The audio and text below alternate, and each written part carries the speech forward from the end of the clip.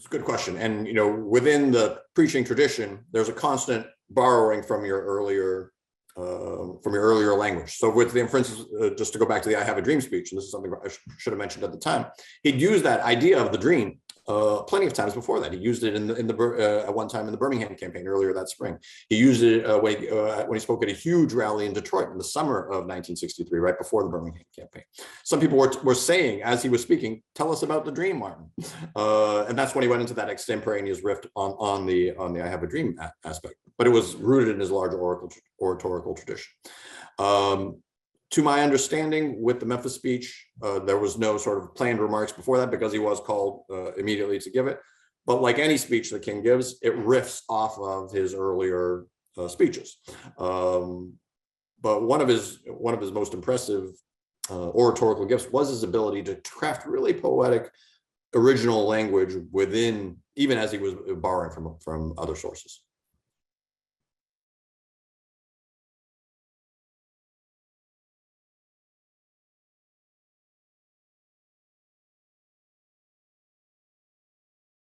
The Civil Rights Museum is one of the gems of Memphis. If you ever find yourself in Memphis, I'd very much urge you to go there.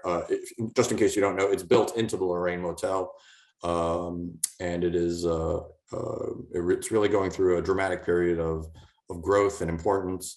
And they're now going to do a major renovation of the area across the street, what's called the boarding house area, which is where James Earl Ray shot King from. And then it's going to become another aspect of the museum that's going to be really impressive. So I'd urge you to check it out if you're ever in Memphis.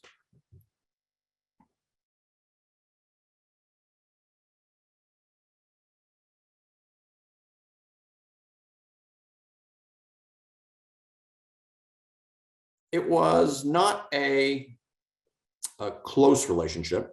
But it was also in many ways a very cordial relationship. King probably dealt more with Robert F. Kennedy, the Attorney General, than he did directly with John F. Kennedy. And in Kennedy's early years as president, he didn't see civil rights as necessarily a compelling issue. Most of his focus was on the Cold War, particularly in dealings with Cuba and with the Soviet Union. Yet I would very much hesitate to call it in any way sort of a relationship of friction as well. Each sort of found in the other value, so to speak, political value. So I would say in some ways it was not a marriage of convenience because they weren't associated together, but a somewhat tenuous alliance of convenience, particularly in Kennedy's by 1963, by the last year of his presidency. With Johnson, in many ways, there was this moment where they found quite a bit of common ground, and the Civil Rights Act and the Voting Rights Act, which LBJ saw as sort of his signature pieces of legislation, he really, in many ways, depended upon what King was doing, and said as much to him in the midst of the Selma campaign leading toward the Voting Rights Act.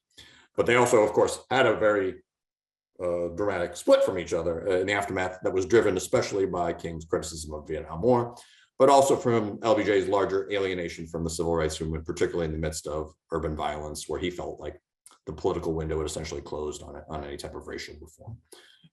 And so we saw two different visions at that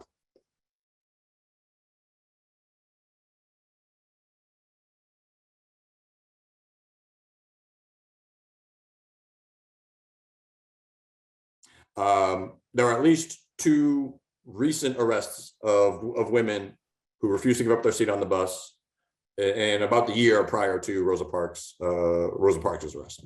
One of these was a young woman named Claudette Colvin, who many people know some of her story about now.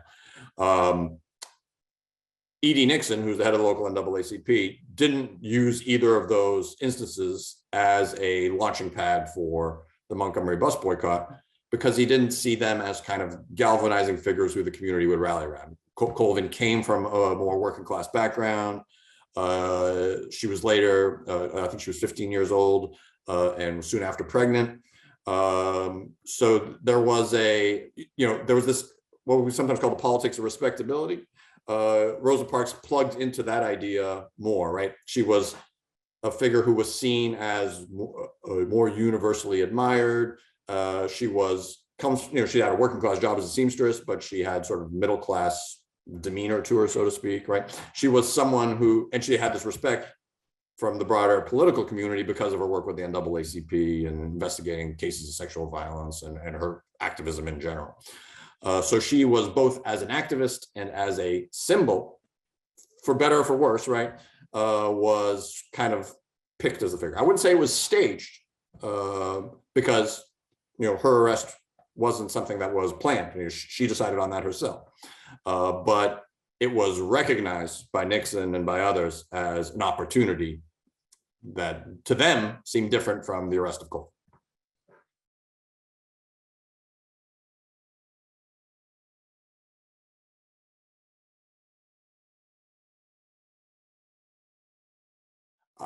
That's a good question. I would say probably not at all. That the Urban League was a much more, I wouldn't call them a conservative organization, maybe conservative in the spectrum of Black politics, but it was an organization that was very much dependent upon white goodwill, liberal donors, government support, foundations like the Ford Foundation. Those are the kinds of places that the Urban League went for support. So just to give you an example of sort of the Urban League's political orientation, in 66, and particularly in 67, when King is a critic of the Vietnam War, Whitney Young at that point is the head of the Urban League, and he's a critic of King. He says, we support Lyndon Johnson. We support the Democratic Party because they're the party that that's the horse we're riding. And Young travels to Vietnam and speaks out in favor of the war, and is critical. He has this sort of exchange with King that's a little bit hostile at one point in the aftermath of King's Beyond Vietnam speech. So the Urban League is a much more, while they might be focused on some of the same issues as the Nation of Islam, the Nation of Islam really believed in Black self-sufficiency. The Black people can't have to create their own economic independence and can't rely at all on white power. The Urban League is basically saying we need to reach out to these larger, wealthier institutions to progress in economic terms.